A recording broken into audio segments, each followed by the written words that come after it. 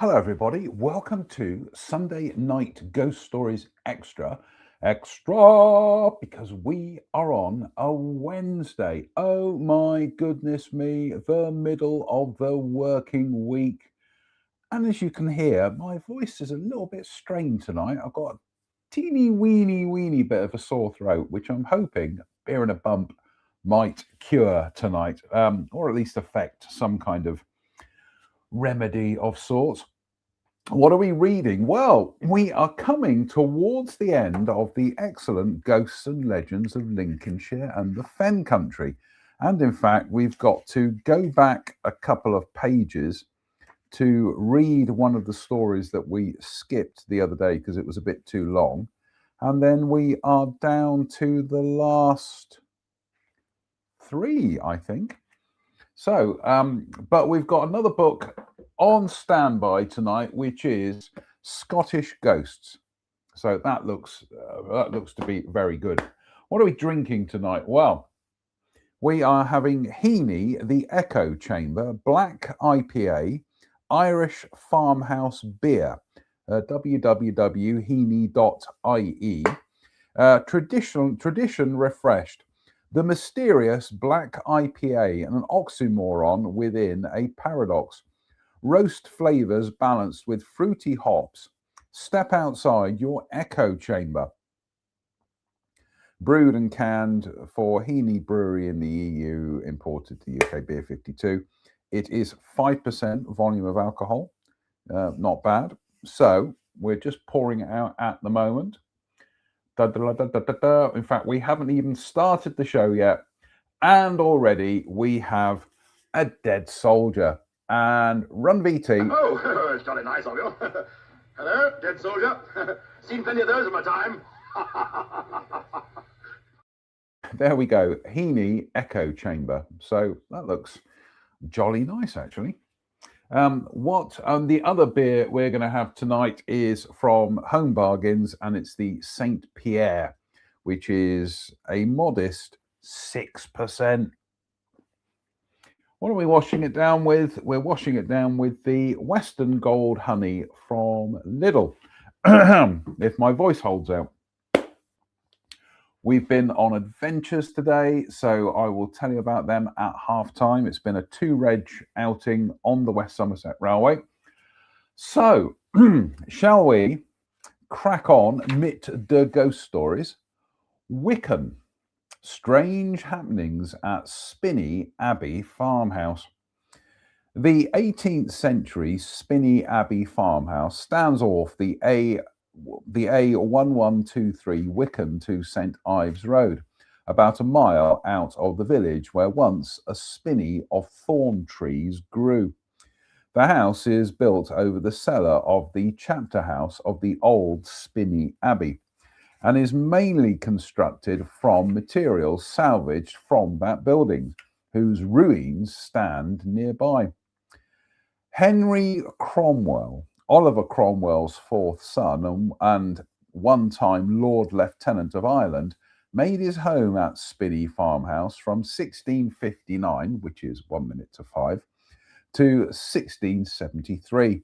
And the present family are the fourth generation of Fullers to live in this delightful, secluded residence, standing close to the world-famous Wicken Fen, which has remained unchanged since Saxon times, or indeed Iron Maiden, but I think we'll go with Saxon anyway.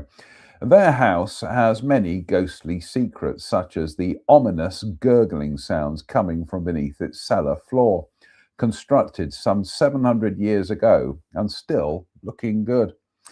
In the centre is a large area which gives a hollow sound when banged. Perhaps this might have been the old entrance to the legendary tunnel linking Spinney Abbey with Denny Abbey, some 5 miles away. When Henry VIII's men came to ransack the property, the monks, any of them called Harry? Let's find out, were supposed to have fled to Denny along the secret tunnel, carrying most of their treasure.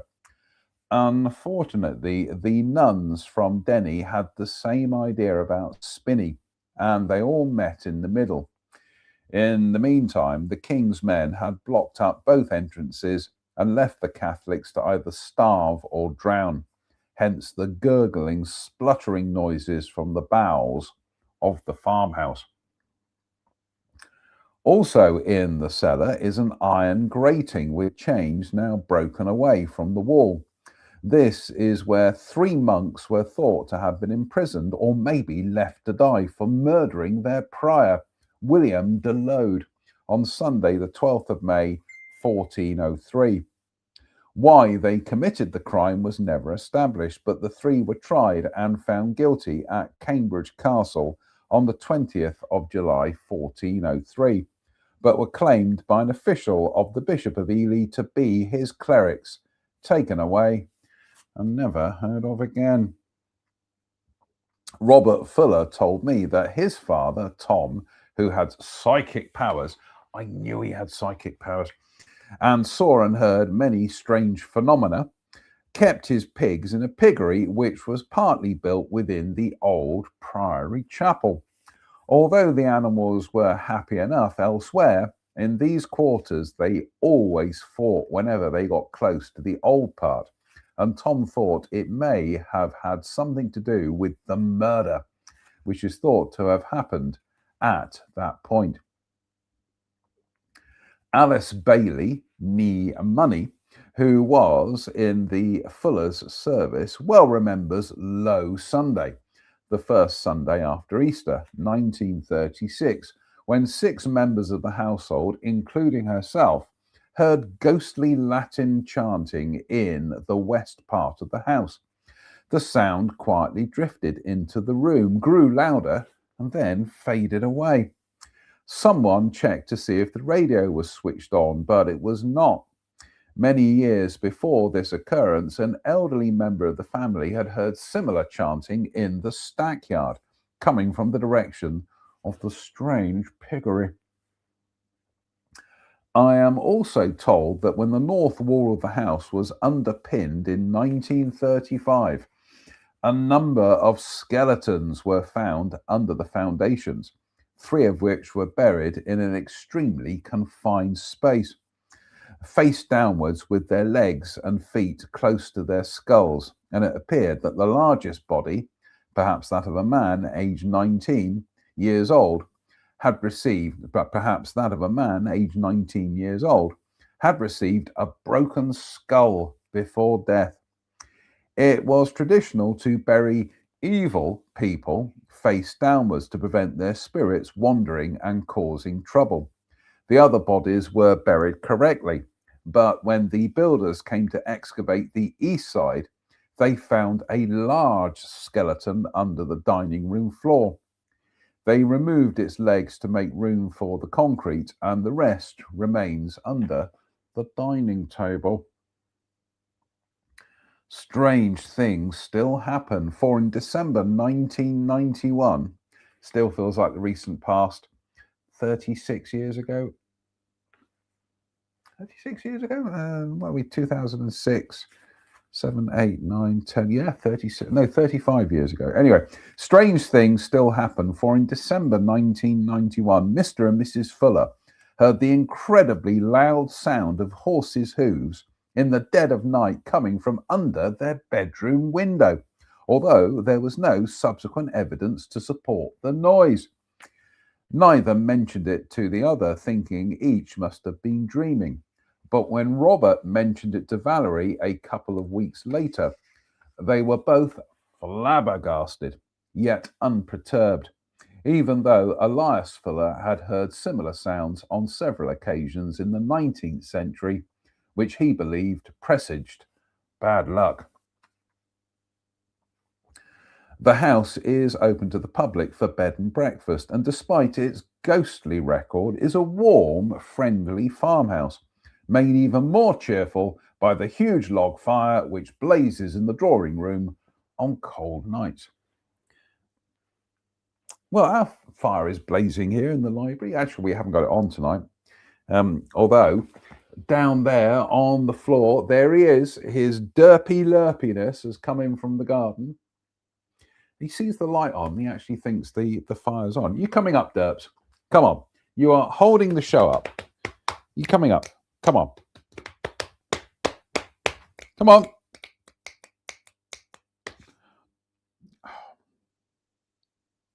No, he's just going to sit there and glare at me. So, right, I think we'll have a beer. In the magnificent Rush beer glass. Thank you, viewers Kirsten and Steve in the United States. Cheers, me beers.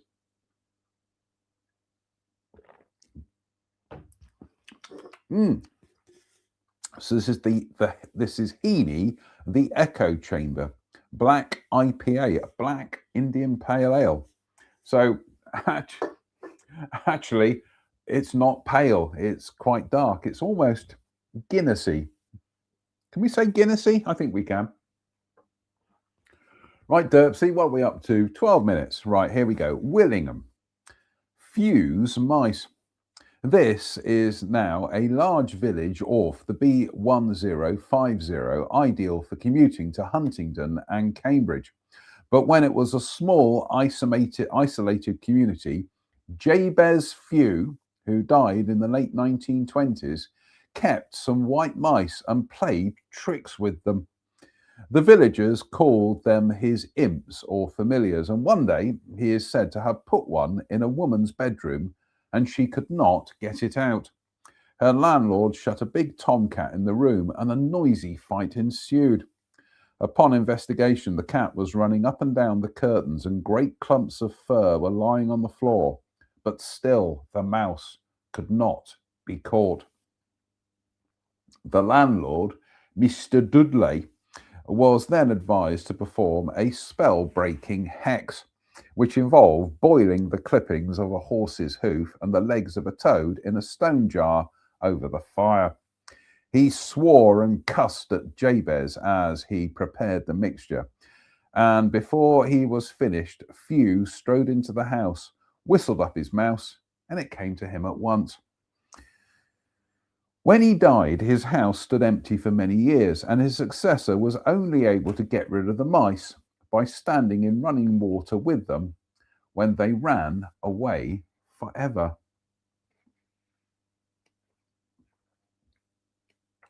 What are we up to? We've only got a few more left. So have I missed one out? Nope, I don't think we have. Did we read that one? Barnaby? Yeah, we read the Barnaby one. Or did we read the Barnaby one? I might have to go back. No, we did read the Barnaby one. I'll check. If we didn't, come Sunday night Ghost Stories on Extra on a Friday, we'll go back and reread that one. But no, I'll make a note. Cheers, me beers. Oh, we're on to the Western Honey Gold now. Western Gold Honey. So, oh, that's what my throat needs. Oh, perfect. Wisbech, the ghost of the Bowling Green Tap. In 1965, Dick and Edna Deadman became landlords of the pleasant little Chase Street pub. For many years, Edna dismissed the strange sounds which she often heard when alone as being imaginary. She did not meet the ghost come poltergeist, whom she nicknamed Charlie, until a few years later. Tilt the camera up a bit, I think. Mrs. Deadman does not drink alcohol, which is the most likely reason most people would give for a landlady seeing ghosts. There you go. Does not drink. Okay. Mrs. Deadman does not drink alcohol, which is the most likely reason most people would give for a landlady seeing ghosts. It was after closing time, and the Deadmans were sitting in front of the fire in the sitting room, Dick sleeping and Edna knitting. Sounds were heard coming from the locked bar across the hallway, and Edna went to investigate without disturbing her husband. For some reason, she glanced to her right towards the staircase door, which was shut tight, and saw through it and up the dark stairs. Then, as plainly as if they were bathed in spotlights, she witnessed a man slowly and silently descending the stairs, dragging an old black coffin. Edna describes him as being just like the man off the Quaker Oats packet. But this was no porridge advert. It had to be a ghost, and they stared at each other. A slight mist swirled about he who was to become Charlie, dressed in Quaker-style clothing, with a large, clean-shaven face and very deep-set, unblinking eyes. After a few seconds, which seemed like ages, he continued his noiseless journey to the bottom of the stairs, drifted through the closed door, and without difficulty maneuvered his coffin around the end of the staircase.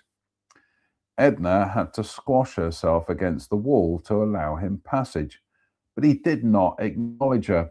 He walked on in his misty fashion and stopped a few feet from the back door. The handle whizzed round and round. The chain dropped, and the figure walked through the door, closed the door. The handle whizzed round and round. The chain dropped, and the figure walked through the still closed door into the backyard. After a short time, Edna regained her composure and returned to the sitting room, deciding not to say a word because she knew Dick would not believe her. However, she looked so pale that he remarked that she looked awful, and had she seen a ghost? She kept her secret for a long time, but Charlie was now quite active, scaring people who slept in the spare back bedroom and appearing when she was alone. One visiting niece screamed out in the night that a horrid man in an old-fashioned wide-brimmed hat had tried to strangle her, and she never stayed at the tap again. So much happened that in the end, Charlie was no longer a secret. He once tried to pull Edna out of her chair when she was dozing in front of the fire in the bar one night, and she almost ended up on the floor. Despite the glowing embers and the number of customers who had not long vacated the bar, the room felt extremely cold, the sort of temperature which puts ice on the inside of windows. On another occasion, when she was crossing the ground floor hallway, she heard a voice coming from the stairs which said, "Here she comes," and she was alone in the house. Sometimes the ghost is not seen for a few weeks, and a poltergeist, which could be Charlie in disguise, takes over. Customers see bottles jump silently from top shelves onto the floor. Crates of bottles jangle as if being violently shaken. Door handles turn when there is nobody to turn them, and things fall from walls. In the early part of 1992, a pile of torn-off raffle tickets placed on a shelf suddenly blew all over the bar, although there was no draft, and the draw prize, a large toy dog, jumped off the bar and frightened most people half to death. A few weeks later, customers saw and heard a large picture and two brass plates fall off the wall at the same time as the curtains and their rail crashed to the floor. Mrs. Deadman lives reasonably happy with Charlie, although she would never spend a night alone at the tap. She says that she actually feels it is a privilege to know him, and when he gets bothersome, she says that she actually feels it is a privilege to know him, and when he gets bothersome, she tells him to keep quiet or go away, and he usually obeys. The Bowling Green Tap of Wisbech. What are we down to? The last deux, I do believe. What do you make of that, Derps? No, he's down there on the floor. He thinks, oh, we've got some fan mail. Let's just read the fan mail.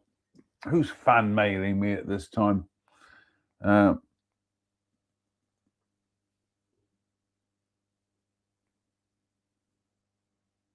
Oh, it's trail cam night. Right, who have we got?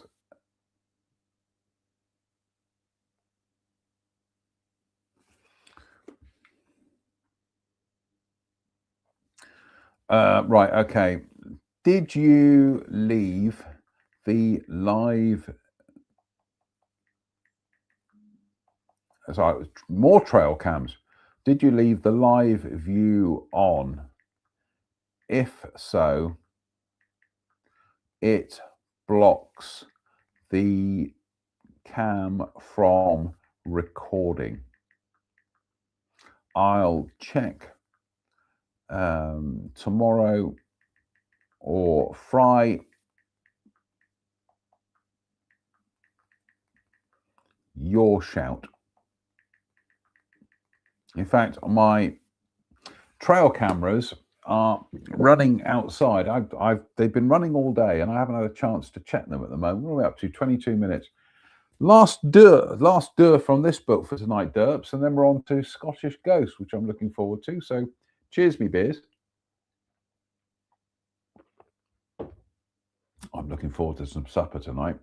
Slange. Oh, lovely. Oh, that Western Gold honey is just what my poor aching voice needs. Woodston, the lady in black. Woodston lies to the south of Peterborough, and in 1908 there were reports of people walking the path near the churchyard at night, seeing the lady in black flitting among the tombs and gravestones as if searching for something. Probably her royalties from Chris de Burgh. According to a press report, the first woman to see her fainted with shock, and soon there were many ghoulish sightseers hoping to catch a glimpse of the dark spectre. Bold young men came armed with sticks, determined to lay her ghost once and for all. Yet those who saw her rarely returned for a second look. No one could say for sure who she was, but it was thought that she was connected with another tale circulating Woodston at that time. This was about a certain mother who was frightened that her children would not be well cared for when she died, and swore on her deathbed that she would return from her grave to watch over her large family. The family is said to have lived in the Klondike, which is now Belsize Avenue, Woodston. In 1973, a neighbour, then aged 93, told the Peterborough Citizen and Advertiser, "I don't believe in ghosts and didn't take much notice of the tales I heard. But I remember hearing a few weeks after the woman died that she had been seen by her children." More local residents who remembered the dying woman's words with horror swore they heard strange noises coming from the house where she had lived. Her children were questioned and said they had seen their mother come back from the grave. The old lady continued. The children, poor little mites that they were, often used to say their mother was with them when they crossed the road and went out alone. They had to be moved from the house in the end. Don't know what kind of accent that was, but anyway. In order to restore order to Woodston, which was now a tourist area, the local authority is said to have posted notices near the graveyard warning people to beware of the ghost of the lady in black who haunted for just 1 year. Last for tonight from this book, Derpy. Oh, we got some more fan mail. More trail cam fan mail. All right, we'll do tomorrow. All right. Cheers, me beers. Oh, lovely. Sludge.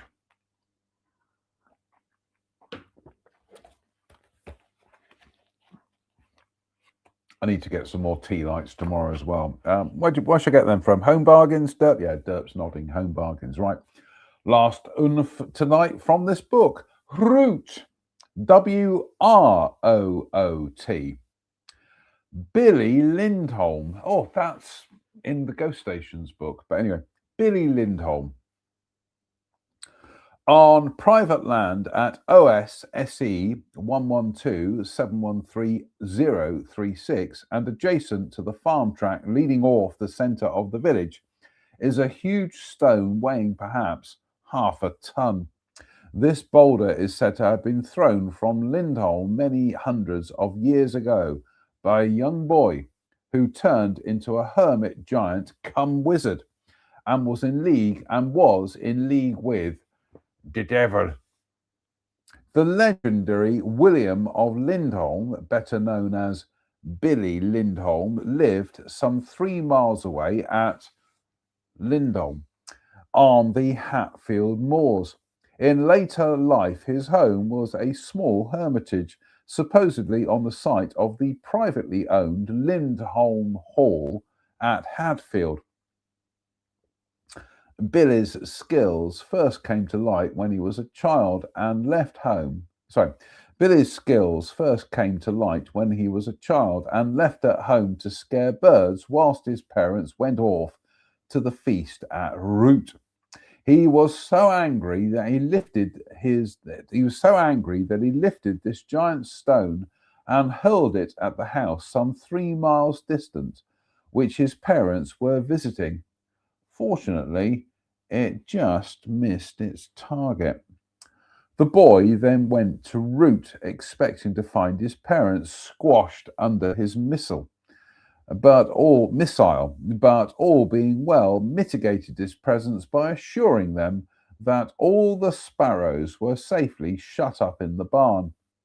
When his mother and father returned to Lindholm, they found most of the birds were dead, except for 1 or 2 which had turned snow white. Such a species of bird is said to have been seen in the Lindholm area as late as the end of the last century. Perhaps they were snow buntings. Anyway, the farmer had to harness 6 strong horses to move the boulder, but the task was too strenuous and the animals died from overexertion. The stone was rumoured to be cursed, and soon it was agreed that it should remain undisturbed for all time. Its sinister powers were further embellished with the belief that if it became grassed over, the earth would be red with blood. I'm told that in about 1976, that was the year we moved here, it was moved, and within 2 years, the person responsible suffered a tragic bereavement in his family. Some people did wonder if there was a connection between these 2 happenings. Standing on private land close to Lindholm Hall is the Little Finger Stone, which is quite large and has an indentation supposedly made by the little finger. About a mile away and still inaccessible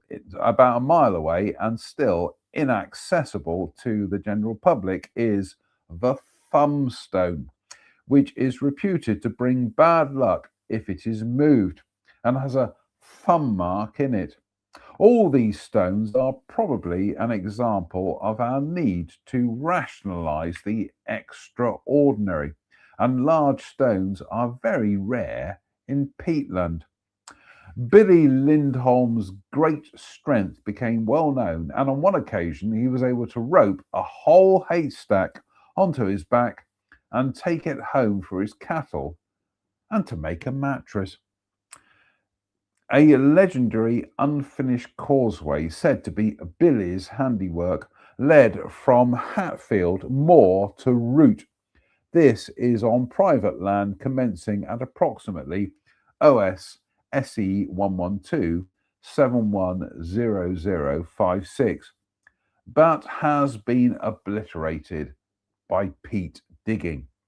not Pete as in a man, Pete as in the substance. He undertook to do the work as fast as a man could gallop on. He undertook to do the work as fast as a man could gallop on a horse, on condition that the rider should not look behind him. The man had not travelled far when he heard such a terrible commotion that he was compelled to turn round.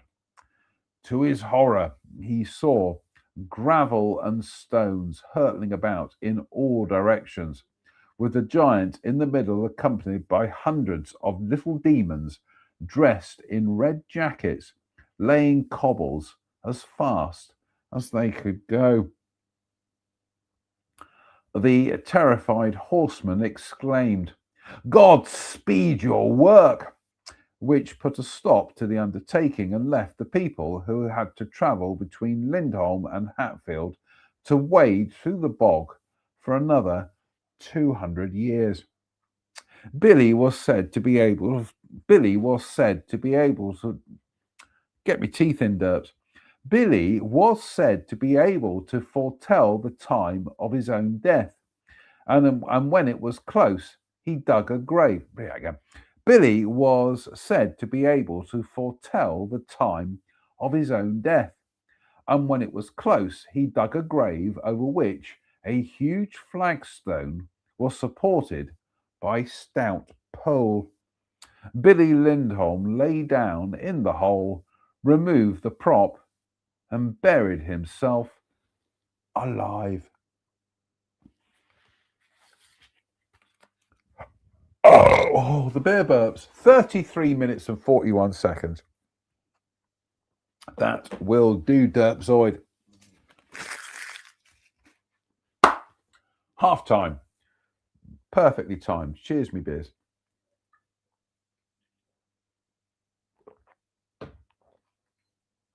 Oh, lovely. Slange. Lovelier. Right, let's get on with the St. Pierre, St. Peter's Abbey, Abbey St. Pierre, Belgian Abbey beer, blonde beer. 6%. It doesn't give you any blurb, and it doesn't need to. God bless your home bargains.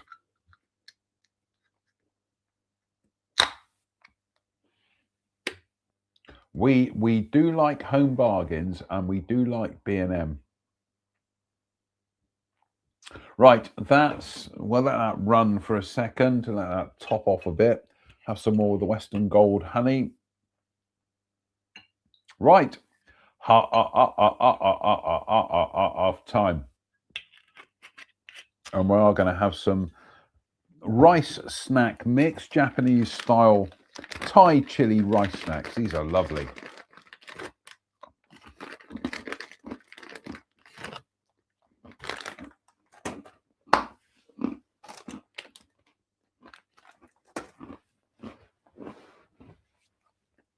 Right, half time.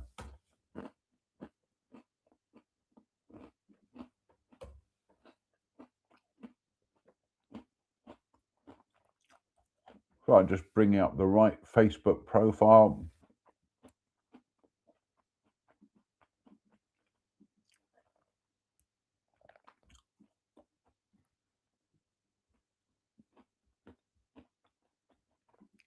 Right, so here we go.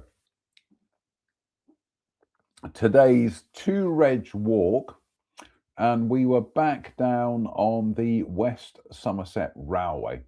And it was one of our missing walks that we've done. So we've pretty much done station to station, but there's still a couple of walks between the stations we haven't done. Oh, we've got some fan mails turned up. Let me just read the fan mail.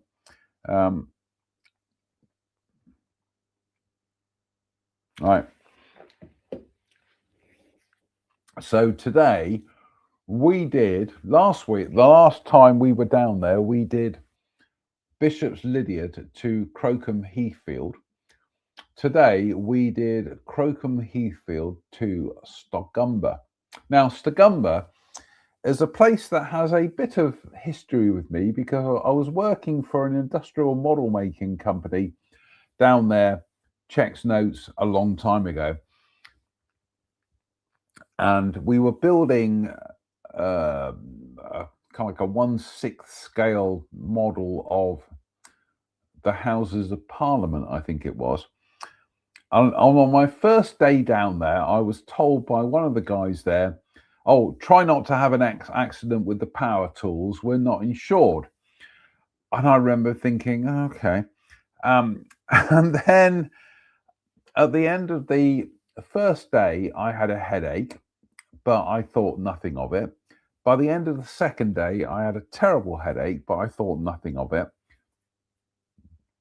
By the end of the third and fourth days, I had an increasingly bad headache, but I thought nothing of it. By the end of the fifth day, the Friday, I was at Taunton General Hospital being revived. What had happened was that where I was working,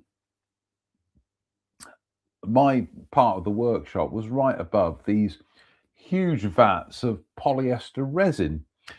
And where the polyester resin was curing, it was giving off fumes. And essentially, I passed out. I'd stopped breathing and ended up at Taunton Hospital with things stuck on me.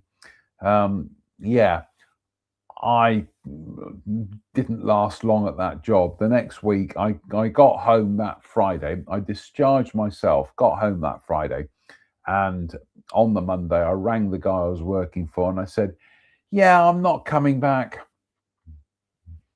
So anyway, so Stigumber, I've pretty much almost forgiven Stigumber now. So we stopped off at Crocombe Heathfield. So that's the train at Crocombe Heathfield. And then we walked the route from Crocombe Heathfield to Stigumber. Absolutely brilliant.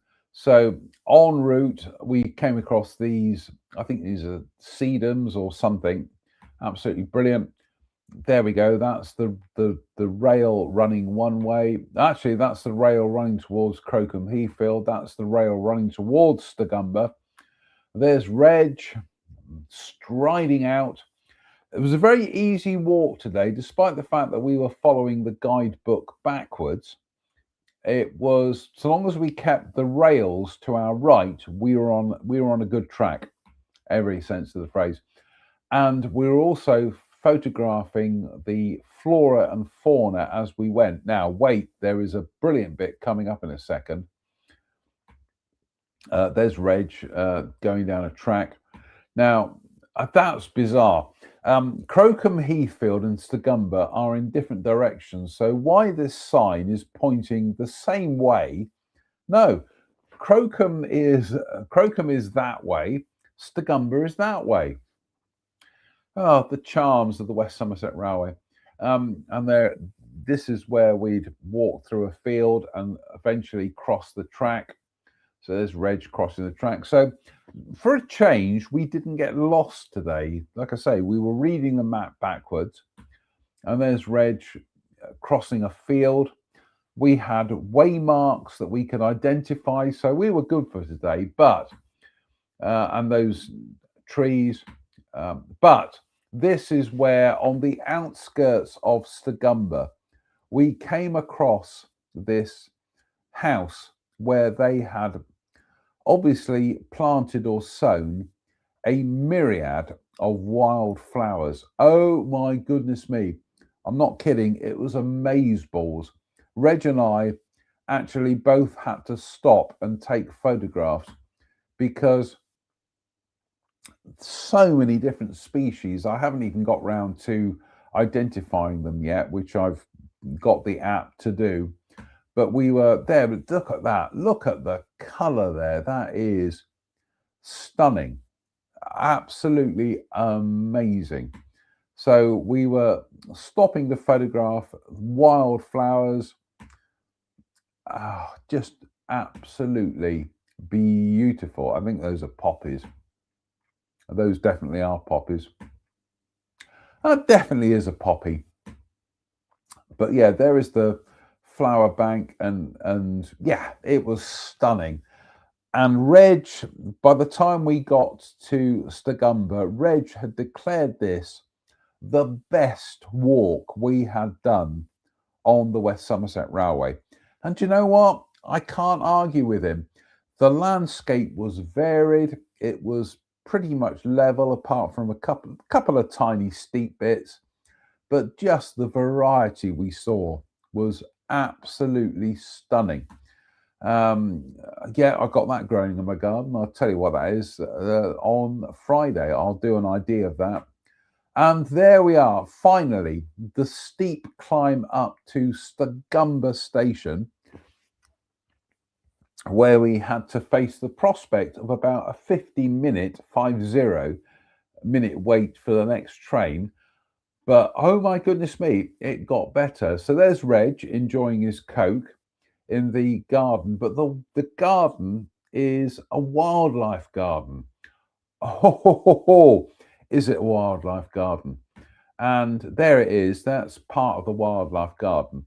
So you've got this fabulous mix of industrial steam trains, railway tracks, but then you have part of the station is given over to caring for and encouraging wildlife. So up in like that wooded area to the right of the screen, there are bird boxes, there are bat boxes. Incroyable. On the trees and hanging around everywhere are bird feeders. So we were sat there having a tea, or in Reg's case, a Coca-Cola. And I had to go to the loo, and I was mildly impressed by the Great Western Railway loo roll holder. I've got to get one of them. But anyway, so there we are. I get up to take some pictures.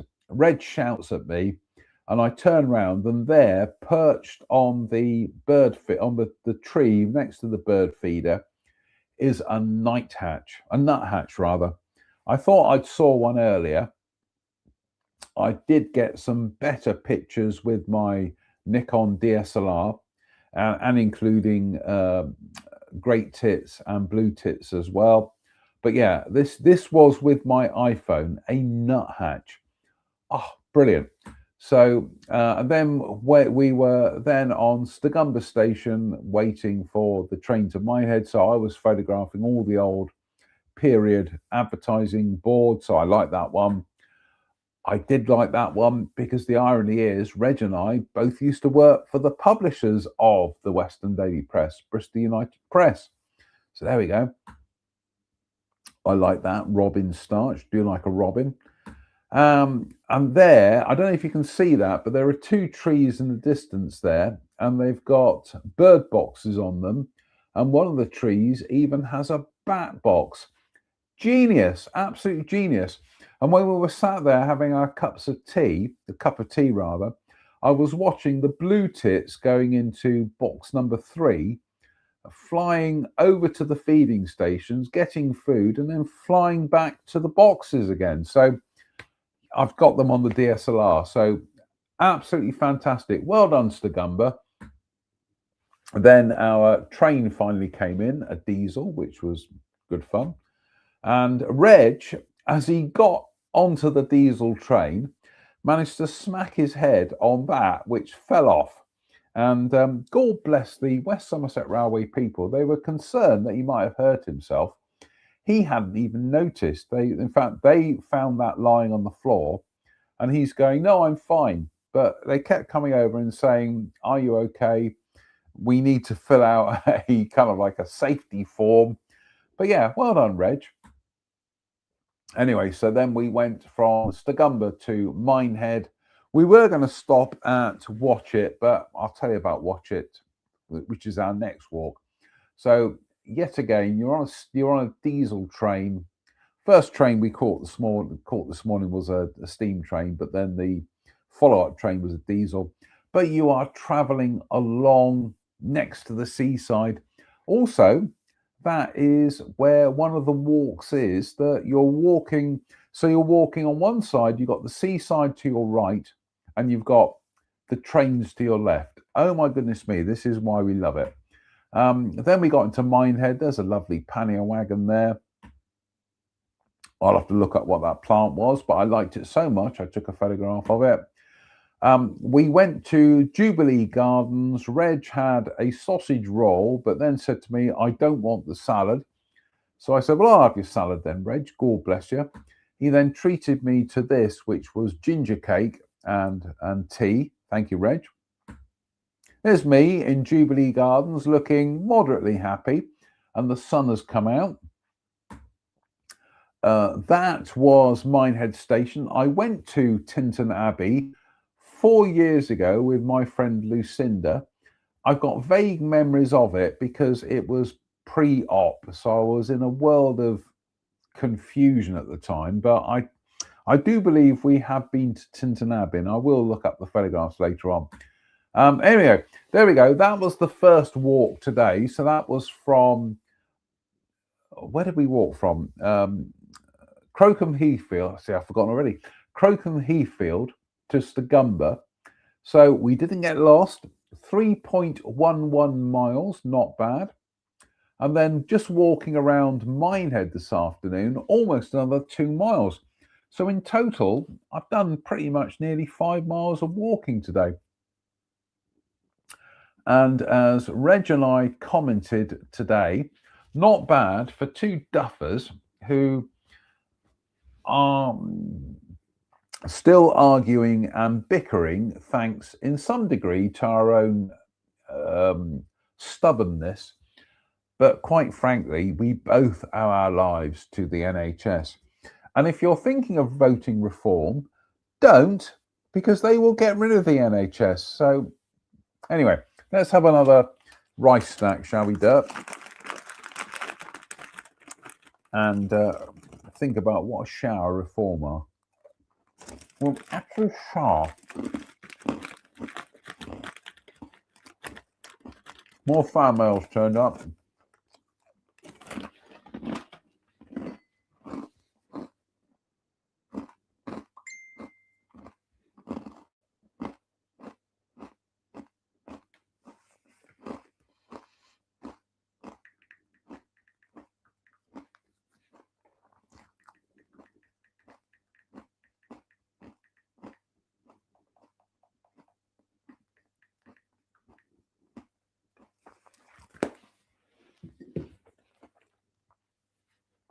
No, I've been having correspondence with friends who have got trail cams set up. Mine's been running for over a night. I might let it run 2 nights, actually. I don't know whether to... What do you reckon, Dirk? Shall I go out tonight and retrieve the trail cam and plug it into the MacBook? No, we'll leave it till tomorrow. But yeah, we finished Ghosts and Legends of Lincolnshire and the Fen Country. Where do we pick up from? Actually, I just need to mark... Did we? I'm sure we read that one, Wansford Bridge. But I've marked it. I need to go back and watch the show. So we're now back to Scotland here. And we're going to skip ahead to the first of the actual ghost stories. So, Death and Dying. This is Scottish Ghosts by Lily Seafield, Lowman Books. Death and Dying, ghostly hordes and phantom lights. Many superstitions survive to this day concerning the dead and the dying in Scotland. They have their origins in times when people were much more familiar with death, particularly premature death, than they are nowadays, when the country is no longer torn by war and internal feuding. No longer torn by internal feuding. Really? Read that again.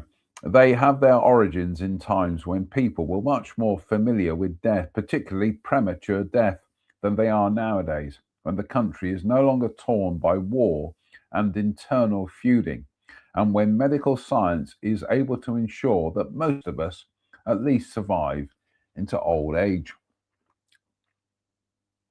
The custom of sitting up with a corpse before the funeral, The wake, or like wake, has its origins in the belief that the body of the dead person needed protection from unwanted spiritual interference before it was given a proper burial.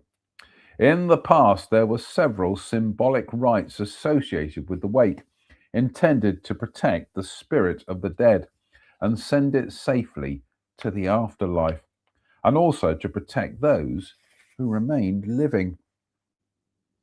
Those who sat up with the body at night were provided with a Bible, a candle, whiskey, and food. The beer burps again, do apologise. Oh, yeah, we did have the beer burps earlier on. Actually, those who sat up with the body at night were provided with a Bible, a candle, whiskey, and food. Well, do you know what? We've got a book, we've got a candle, we've got whiskey, and we've got food. In some parts of the country, it was tradition that there was to be no fire lit in the room in which the corpse lay. Whoops. The spirit of the dead person was in danger of being interfered with by the forces of evil, and therefore no chances were taken with the corpse awaiting burial. Domestic animals were kept well away. If a cat or dog passed over the body, it had to be killed. Mirrors in the room were covered up, and if there was a clock in the room, it had to be stopped. Those who sat up at night with the corpse had to remain there until daylight. If they left in the dark, it was believed that they might witness something fearful. Reform winning council seats. When the corpse had been laid out, a wooden platter was placed on its chest. On the platter was placed a small pile of earth, symbolic of the body, and another of salt, the spirit, which lived on after death. Sometimes only a small pile of salt was placed on the body. In spite of all the precautions that were taken to ensure the safety of the dead person's spirit and the souls of those who had come to keep the corpse company, the like wake was not always mournful by any means. It could be quite a social occasion. In some parts, the long night was whiled away with storytelling and singing. Even dancing was not unknown. Cough it up, Derps. Look, West Somerset Railway. West Somerset Railway bookmark. And there are all the stations that we did today. Right, let's have some more Thai rice snacks.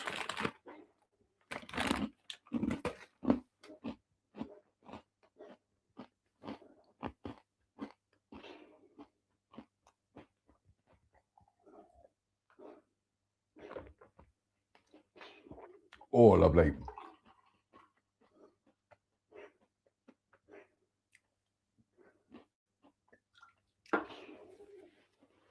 Not quite dead soldier time. Ba-ba-ba-ba-ba-bam.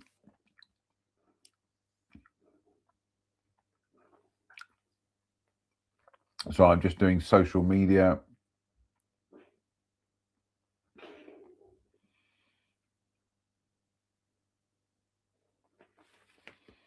Bear with. Bear with.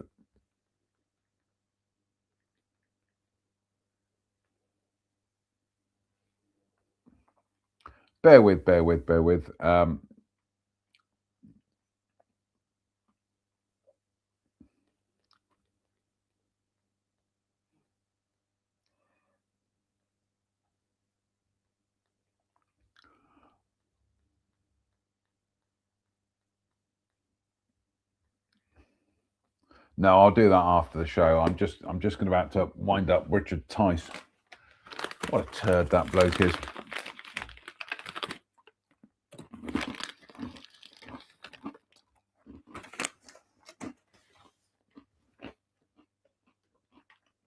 Cheers, my viewers.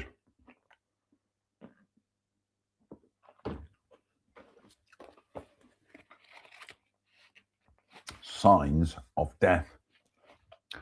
Signs of approaching death were many. Individual stories of people who have witnessed some of these signs are told in another chapter. Signs, prophecies, and curses. See page 163. The gift or curse of second sight has often revealed itself for the first time, sometimes the only time. The gift or curse of second sight has often revealed itself for the first, sometimes the only, time when somebody has seen or dreamt of an imminent death. Many other stories record ghostly happenings or sights that then turn out to have been warnings of death. Some of these occurrences are very individual in nature, but there are others that have come to be accepted widely as death warnings. Communications from the realm of the dead to the land of the living through a living medium.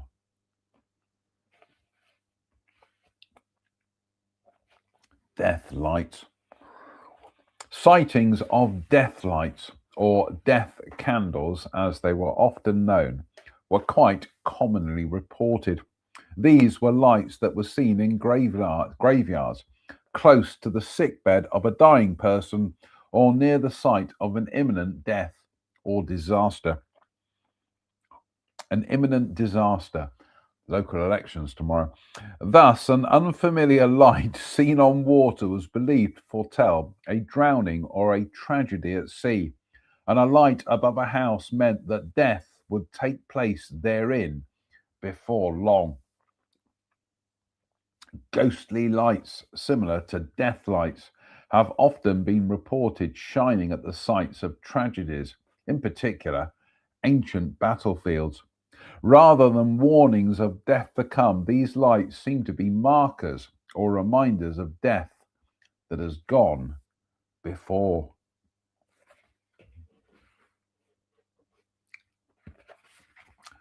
Just having a look at how long this next one is. No, we'll carry on. We're going to have some more of the rice snacks. I think we'll finish them off tonight. Oh, it's just crumbs in here now.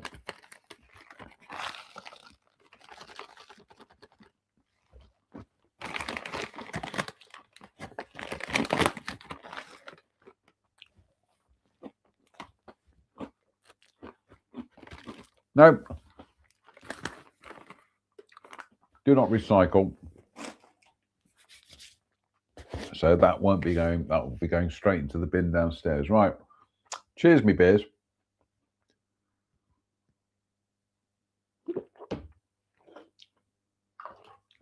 Oh, lovely. Right. For the second time tonight, Dead Soldier and Run VT. Oh, it's jolly nice of you. Hello, Dead Soldier. Seen plenty of those in my time. 2 more cans for recycling tomorrow. And a bit more of the old Western Gold honey. Good Lord, we have just punched through the hour mark. So, ghosts of the living. A ghostly figure of a person still alive might be seen alongside that person or sometimes in another place. This was taken to be an ominous sign. Death was not far away. Phantom funerals. Phantom funerals causing surprise and distress to those who witnessed them were relatively common supernatural occurrences.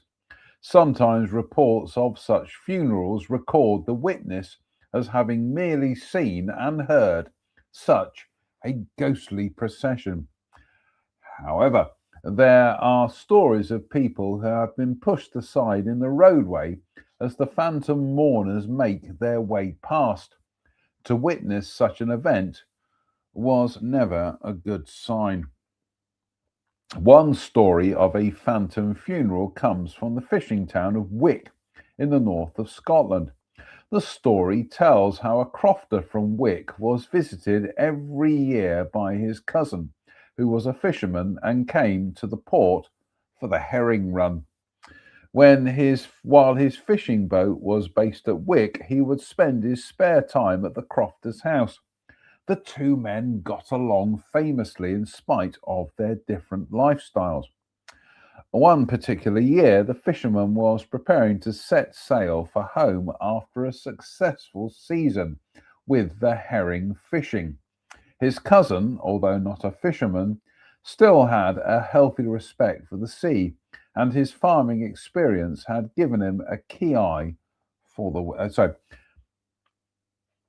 His cousin, although not a fisherman, still had a healthy respect for the sea, and his farming experience had given him a keen eye for the weather. He felt that the weather was about to take a turn for the worse and urged the fisherman to stay a little longer in Wick. His time there had shown him a healthy profit. What was the hurry? The fisherman brushed aside the concerns of his cousin and laughed off any suggestion that the weather was too dangerous to go to sea. He was an experienced seaman, and his boat was sturdy enough to withstand any squall. He bade goodbye to his Crofter cousin and set off. During the day, the weather turned worse, just as the Crofter suspected it would.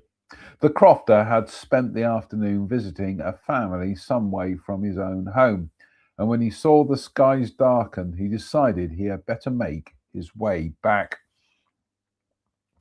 The weather turned very wild with alarming speed, and a fierce storm was blowing as the Crofter trudged home, battling against the gale. Beer burps again, do apologise. Battling against the gale. He was halfway home when he saw a strange sight.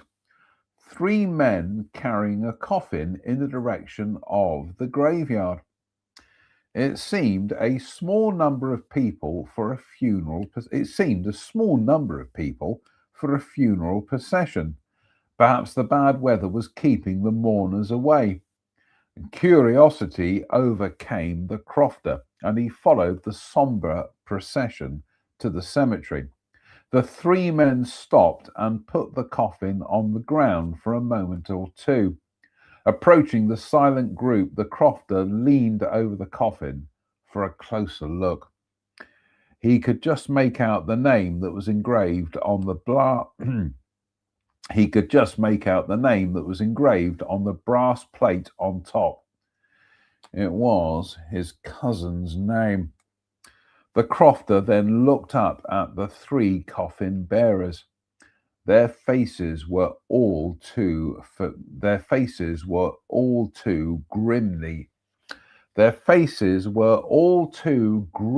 familiar. They were the faces of 3 other men from Wick who had been lost at sea within the last year. The Crofter made for home with dread in his heart.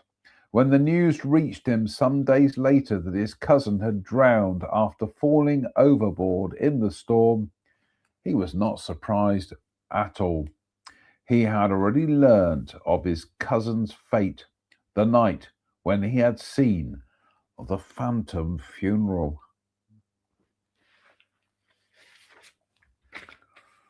Ba, ba, ba. Yeah, that definitely is Dead Soldiered. So, slange me bar.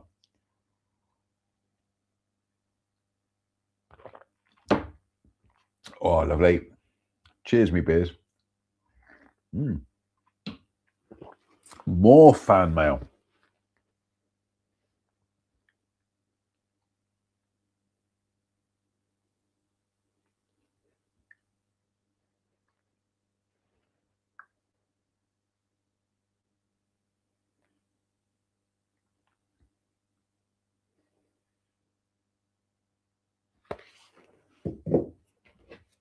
Sorry, miles away. Miles away. I was being sarcastic for a second there. Right, Derp, you're going to love this next story, possibly. Canine Sense. Dogs are still widely believed to be able to see what many human beings cannot. They are thought to be sensitive to supernatural presences and will often show signs of fear and distress before any human being has realized that anything is amiss. Dogs can sense the presence of ghosts. In times gone by, a dog howling in the night for no other apparent reason would often be taken as a sign of approaching death. Some people believe that a dog howling like this should be able to indicate, by pointing, the direction in which the death would take place. What do you reckon, Derp? Dogs, can they? No, he's not convinced by that. Do you know what? We are gonna finish at the end of this chapter because the next chapter is Poltergeists. So I think we will. I said we've gone through the hour mark. Yeah, that's a great way to end tonight. So Slange me var. Oh, lovely. Yet again, in the magnificent United Federation of Planet Shot Glass from Star Trek The Motion Picture 1979, which I used to hate as a film. Love it now. Slange me var. I got the Robert Wise special edition. That's brilliant. So, right, last un, deux, trois. Three more. Birds. Birds, both domestic and wild, were believed to be tuned in to the world of the supernatural and were said to be able to foretell death. Poultry were observed with apprehension in some places in Scotland. A cockerel crowing uncharacteristically in the hours of darkness was thought to mean the approach of death somewhere in the vicinity. Hens showing sign of fear and panic in spite of the absence of any predator in the vicinity were often believed to be foretelling doom for someone close by. If a raven flew in front of someone along the road that he or she was taking, it was believed to be a bad sign. Death was not far away for that person. Birds tapping on the window of a house were an equally unfortunate sign, as was a seagull standing on one leg on the roof of a house.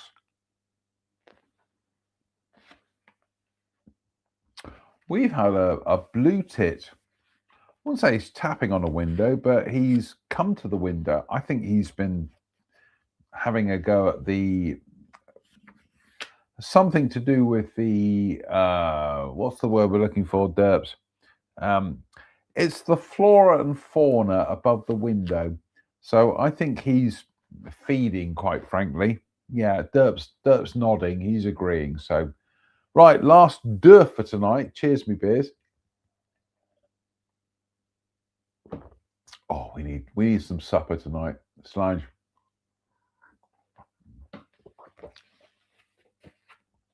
Death in foreign lands. Oh, ye'll take the high road and I'll take the low road, and I'll be in Scotland before ye. For me and my true love will never meet again on the bonny, bonny banks of Loch Lomond.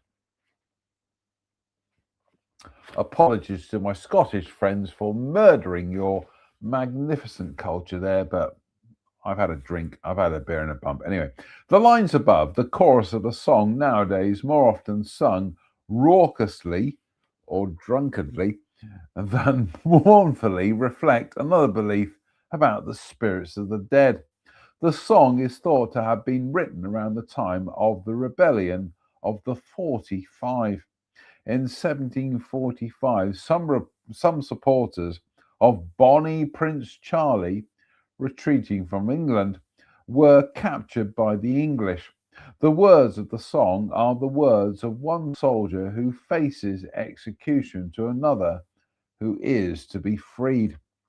The soldier who's about to die tells his friend that he will take the low road back to Scotland.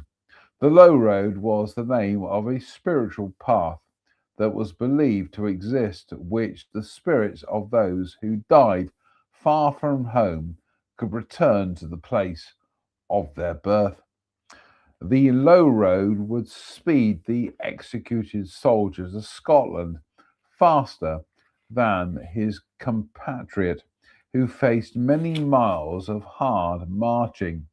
But although he might return to his homeland swiftly enough after death, he would never meet with his sweetheart again.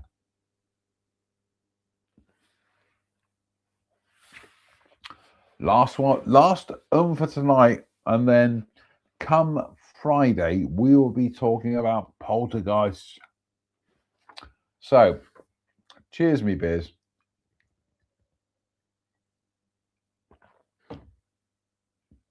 Slange. Last for tonight, phantom hordes. The dead were never far away. Whatever happened to their bodies, the spirits of those who had died had to go somewhere. While some spiritual presences were believed to be benign, inevitably there were many fears about spirits of the dead who wished harm upon the living. Superstition about such malevolent forces was prevalent throughout Scotland. The realm of the dead was seen in much the same way as the realm of the fairies. Living persons could be spirited away to either realm, either temporarily or permanently. Those who claimed to have gone through such an experience were usually greatly changed by it. In common with stories of visits to the fairy realm, tales of being spirited away by the dead indicated that time in the realm of the dead was different from earthly time. Great distances were traveled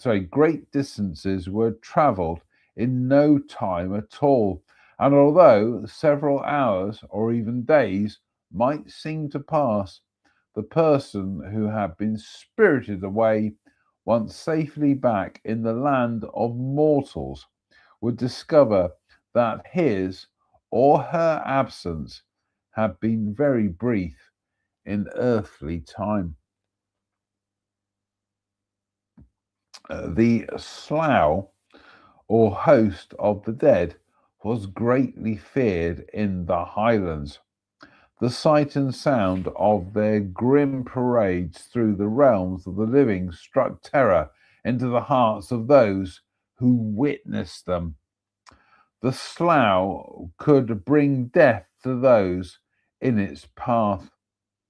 Those of a superstitious nature would not leave a window on the west side of the house open at night. To do so was to court disaster, for the slough could then enter and cause trouble.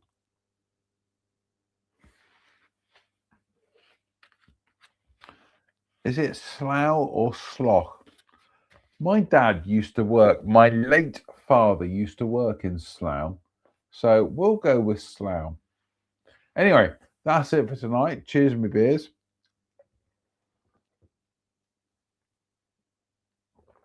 Delicious. Solange, me bar. Deliciouser. So I just pop the glass inside itself there.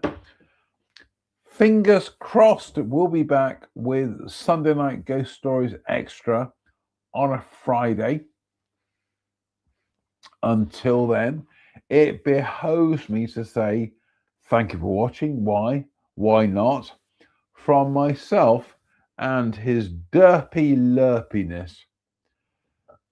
Thank you for watching. Why not? Stay safe, stay out of trouble, and please don't have nightmares. Good night.